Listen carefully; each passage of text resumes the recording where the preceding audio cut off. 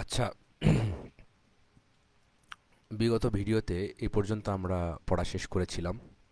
এই ভিডিওতে 101 নম্বর পেজ থেকে শুরু হবে ইনশাআল্লাহ।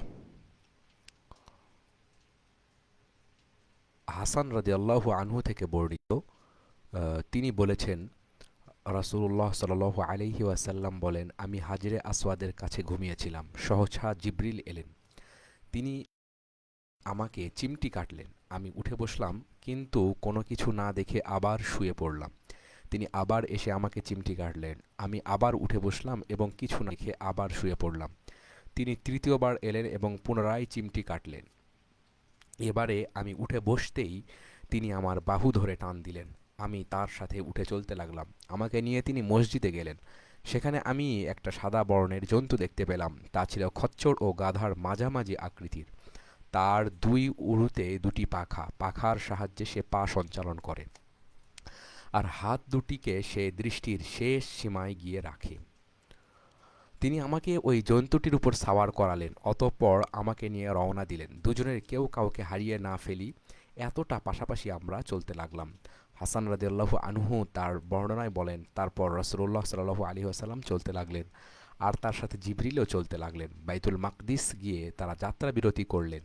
সেখানে দেখলেন নবীদের একটি দল সমবেত হয়েছেন এবং তাদের মধ্যে ইব্রাহিম, মুসা, ঈসা আলাইহিমুসসালামও উপস্থিত আছেন। রাসূলুল্লাহ সাল্লাল্লাহু আলাইহি ওয়াসাল্লাম ইমাম হয়ে তাদের নিয়ে নামাজ পড়লেন। অতঃপর তার কাছে দুটো পাত্র হাজির করা হলো, একটায় মদ, অপরটায় দুধ। রাসূলুল্লাহ সাল্লাল্লাহু আলাইহি ওয়াসাল্লাম দুধ ভর্তি পাত্রটা নিলেন, তা থেকে কিছুটা দুধ পান করলেন এবং মদ ভর্তি পাত্রটা বর্জন করলেন। তা দেখে জিবরিল বললেন, হে মুহাম্মদ, আপনি নিজেও ইসলামের পথে চালিত হয়েছেন আর আপনার উম্মতও ইসলামের পথে চালিত হয়েছে। মদ আপনাদের উপর হারাম হয়েছে। এরপর তিনি রাসূলুল্লাহ সাল্লাল্লাহু আলাইহি ওয়াসাল্লামকে নিয়ে মক্কায় ফিরে গেলেন। পরদিন সকালে তিনি কুরাইশদের কাছে গেলেন এবং রাতের ঘটনা ব্যক্ত করলেন। অধিকাংশ লোক তা শুনে বলল, আল্লাহর শপথ, এ এক আজব ও অবিশ্বাস্য ব্যাপার।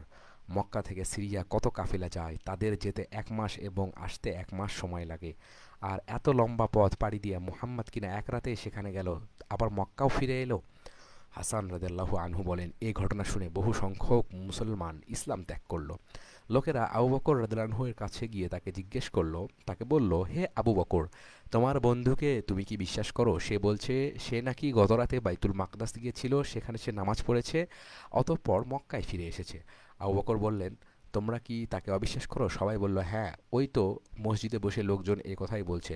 আবু বকর রাদিয়াল্লাহু আনহু বলেন, আল্লাহর শপথ, তিনি যদি একথা বলে থাকেন তাহলে সত্য কথাই বলেছেন। এতে তোমরা আশ্চর্য হওয়ার কি দেখলে? তিনি তো আমাকে বলে থাকেন যে তার কাছে আল্লাহর কাছ থেকে ওহী আসে, আকাশ থেকে পৃথিবী পর্যন্ত ওহী আসে মাত্র 1 মুহূর্তের মধ্যে। তার সে কথাও আমি বিশ্বাস করে থাকি। তোমরা যে ঘটনা নিয়ে চোখ কপালে তুলেছ তার চেয়েও এটা বিস্ময়কর। অতঃপর তিনি রাসূলুল্লাহ সাল্লাল্লাহু আলাইহি ওয়াসাল্লামের কাছে গিয়ে হাজির হলেন। তিনি তাকে জিজ্ঞেস করলেন, হে আল্লাহর নবী, আপনি কি জনগণকে বলেছেন যে আপনি গত রাতে বাইতুল মাকদাস ভ্রমণ করেছেন? তিনি বললেন, হ্যাঁ। আবু বকর রাদিয়াল্লাহু আনহু বললেন, হে আল্লাহর রাসূল, বাইতুল মাকদাসের আকৃতি কেমন আমাকে বলুন, কেননা বাইতুল মাকদাস আমি গিয়েছি। রাসূলুল্লাহ সাল্লাল্লাহু আলাইহি ওয়াসাল্লাম বলেন, এই সময় আমার সামনে বাইতুল মাকদাস তুলে ধরা হলো এবং আমি তার দিকে তাকিয়ে থাকলাম। তখন রাসূলুল্লাহ সাল্লাল্লাহু আলাইহি ওয়াসাল্লাম আবু বকরকে রাদিয়াল্লাহু আনহু তার আকৃতির বর্ণনা দিতে লাগলেন, আর তা শুনে আবু বকর রাদিয়াল্লাহু আনহু বলতে লাগলেন, আপনি ঠিক বলেছেন। আমি সাক্ষ্য দিচ্ছি আপনি নিঃসন্দেহে আল্লাহর রসূল। বর্ণনা দেওয়া শেষ হলে রাসূলুল্লাহ সাল্লাল্লাহু আলাইহি ওয়াসাল্লাম আবু বকরকে বললেন, হে আবু বকর, তুমি সিদ্দিক। সেদিনই তিনি আবু বকরকে সিদ্দিক তথা পরম সত্যনিষ্ঠ উপাধিতে ভূষিত করেন। সাইদ ইবনুল মুসাইয়াব রহিমাহুল্লাহ বলেন, রাসূলুল্লাহ সাল্লাল্লাহু আলাইহি ওয়াসাল্লাম তার সাহাবীদের কাছে হযরত ইব্রাহিম, মুসা ও ঈসা আলাইহিমুসসালামের দৈহিক গঠনের বর্ণনা দিয়েছিলেন।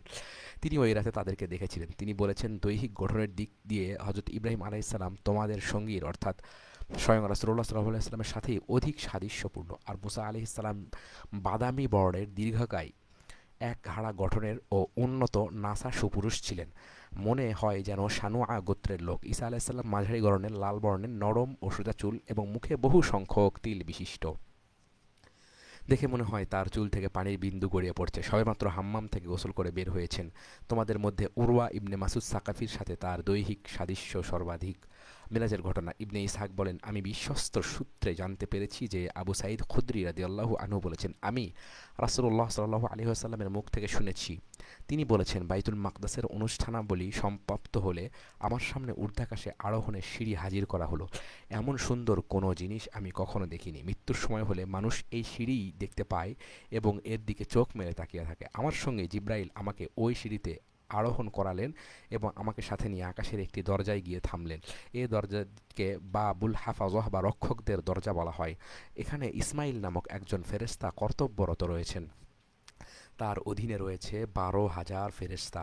ইসমাইল ফেরেশতার অধীনে রয়েছেন ১২,০০০ ফেরেশতা। আম, এবং এইসব ফেরেশতাদের প্রত্যেকের অধীনেও আবার ১২,০০০ করে ফেরেশতা রয়েছে। এই হাদিস বর্ণনা করার সময় রাসূলুল্লাহ সাল্লাল্লাহু আলাইহি ওয়াসাল্লাম কোরআনের এই আয়াতটি তেলাওয়াত করেন, ওমা ইয়ালামু জুনুদা রাব্বিকা ইল্লাহু, তোমার প্রভুর সৈন্য সামন্তের সংখ্যা তিনি ছাড়া আর কেউ জানে না। সূরা আল মুদ্দাসসির। অতঃপর যখন আমাকে নিয়ে তিনি ভেতরে প্রবেশ করলেন, তখন ওই ফেরেশতা জিজ্ঞেস করলেন, হে জিবরিল, ইনি কে? তিনি বললেন, ইনি মুহাম্মদ। ফেরেশতা আবার জিজ্ঞেস করলেন, ইনি কি নবী? জিবরিল বললেন, হ্যাঁ। অতঃপর আমার কল্যাণ কামনা করে দোয়া করলেন। প্রথম আকাশে প্রবেশের পর আমি দেখতে পেলাম এক ব্যক্তি বসে আছেন, তার কাছে সকল মৃত মানুষের আত্মা হাজির হচ্ছে। কোনটা হাজির হলে তিনি খুব খুশি হচ্ছেন এবং প্রশংসা করে বলছেন, এটি একটি পবিত্র আত্মা যা একটি পবিত্র দেহ থেকে নির্গত হয়েছে। আবার কোনোটা হাজির বলে তিনি চেহারায় বিরক্ত প্রকাশ করে বলছেন, আহ, এটি একটি অপবিত্র আত্মা যা একটি পাপপঙ্কল দেহ থেকে নির্গত হয়েছে। আমি জিবরিলকে জিজ্ঞেস করলাম, হে জিব্রাইল, ইনি কে?